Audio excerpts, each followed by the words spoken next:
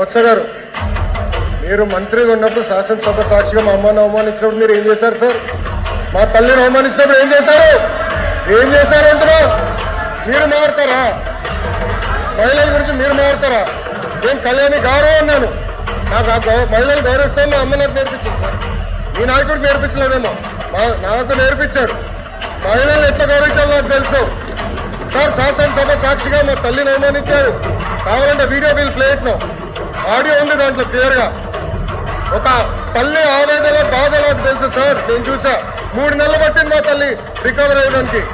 You please don't lecture me on respecting women. నేను కళ్యాణి గారు అన్నాను. దాంట్లో రికార్డులు లేని మేడం గారు అన్నా.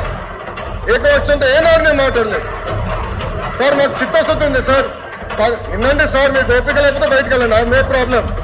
Please listen. మీ తల్లిని అవమానిస్తే మీరు రిటర్న్ మారుతారా? మీ భార్యను అవమానిస్తే మీరు రిటర్న్ మారుతారా? మీరు మాకు లెక్చర్లు ఇస్తారా?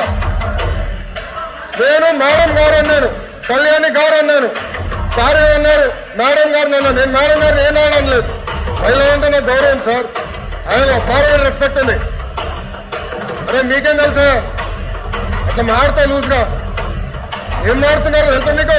ఒక తల్లిని అవమానిస్తే ఎంత బాధపడుతుందో మీకు తెలుసా? నేను చూశాను 3 నెలలు, 100 రోజుల బాధ నేను చూశాను. మీరు చూసారా? ఒక మహిళ అవమానిస్తే, శాసనసభ సాక్షి అవమానిస్తే ఎంత కుమిలిపోయిందో నేను చూశాను. మీరున్నారా? ఈ రోజు కూడా మీ కార్యకర్తలు ఏం చేస్తారండి? మా మహిళలు వ్యతిరేకంగా పోస్టు పెడతారా? మా మహిళలకు ఇచ్చి వచ్చేదని పోస్టు పెడతారా? పొరపాటు మా ఒక్క కార్యకర్త భారతిరెడ్డి గారి వ్యతిరేకంగా పోస్టు పెడితే జైలుకు పంపించిన ఘనత తెలుగుదేశం పార్టీది. అది మాకు చిత్తశుద్ధి. మీలో కాదు. మహిళలు తిడితే ఆనందపడితే వ్యక్తులు మేము కాదు. ఆ రోజు మంత్రిగా ఉన్నాడు ఈయన. నుంచిన ఆ రోజు చెప్పాలి సార్. వీడియో నా దగ్గర ఉంది. I'm ready. డిబేట్ చేద్దాం.